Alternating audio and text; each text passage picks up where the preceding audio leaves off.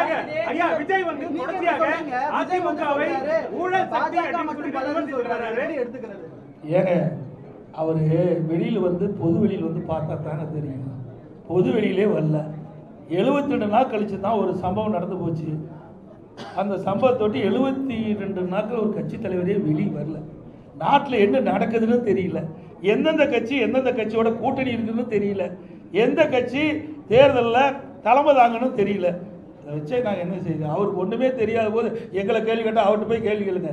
ஏற்கனவே அனைத்து இந்திய அண்ணா திராவிட முன்னேற்ற கழகம் கூட்டணி அமைக்கின்ற பொழுது ஐசிசி சோழா ஹோட்டலில் தெளிவுபடுத்தினார்.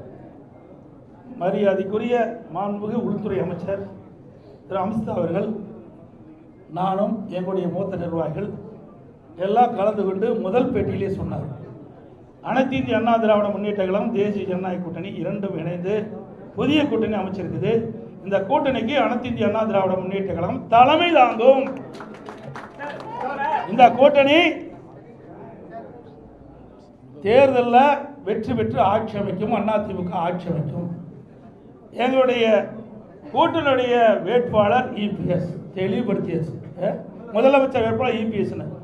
இது அவர் டிவியில் பார்க்கல, தொலைக்காட்சியில் பார்க்கல, பார்க்கறதுக்கு நேரம் இல்லை, மக்களை பார்க்கறதும் இல்லை, தொலைக்காட்சியில் பார்த்து தெரிஞ்சுக்கல, ஒன்றுமே தெரியாததை வச்சு எங்கிட்ட கேள்வி கேட்கணும்.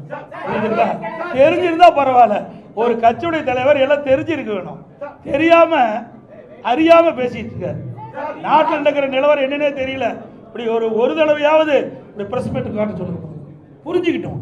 நாட்டில் உங்களை போல் இருக்கிற நிருபர்கள் கேட்கின்ற கேள்விக்கு பதில் சொன்னா தான் வெளியில என்ன நடக்குன்னு அவர் புரிஞ்சுக்கிட்டோம்.